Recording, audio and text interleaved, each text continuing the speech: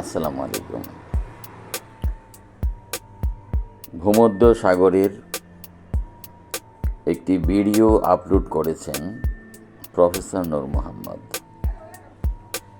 এটি দেখে হঠাৎ মনে হলো যে একটি কবিতা হয়তো লেখা যেতে পারে, কারণ ভূমধ্য সাগরের তীরবর্তী অঞ্চলগুলো খুবই উত্তাল।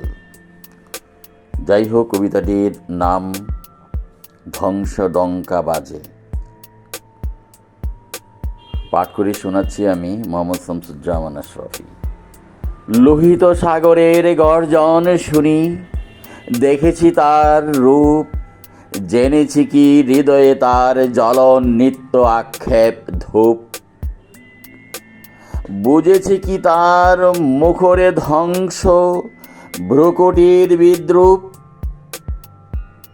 বুঝি কি না তার অন্তরে ছড়িয়েছে হিংস্র ত্রাস ত্রুপ।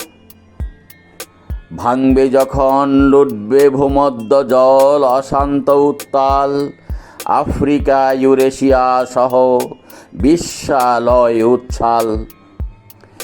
কিসের নীরবতা ভেঙে হঠাৎ বেজে উঠে গর্জন, তারেই কি করেছে গ্রাস একালের অনন্ত দুর্জন।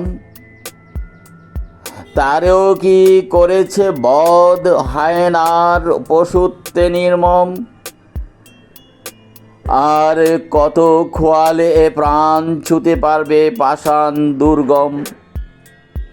জাগো জাগো দুরন্ত শিশু ঘুমন্ত নগরের জনগণ। জাগো দুরন্ত শিশু ঘুমন্ত নগরের জনগণ। সাগরে আজ লেগেছে আগুন, লেগেছে সূর্যগ্রহণ। জাগো জাগো দুরন্ত শিশু ঘুমন্ত নগরের জনগণ। সাগরে আজ লেগেছে আগুন, লেগেছে সূর্যগ্রহণ। কুলহীন অনন্ত জলদি উতলে উঠেছে অকুল। লৌহ পুঁতে লেগেছে দোলা, আরাম লড়িছে ভণ্ডুল। জাগে গগনেও অগ্নিস্ফুলিঙ্গে নেই কারু ভ্রুক্ষেপ। যত মৃত প্রাণ জেগেছে ওই পায় পথে পদক্ষেপ।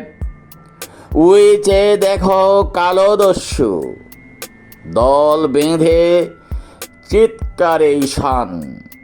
ঈশ্বর কাপে ভূতা প্রতাপে জীবন্ত দুরন্ত ইনসান। 1 আগস্ট 2024 খ্রিস্টাব্দ। ধন্যবাদ সবাইকে। আসসালামু আলাইকুম।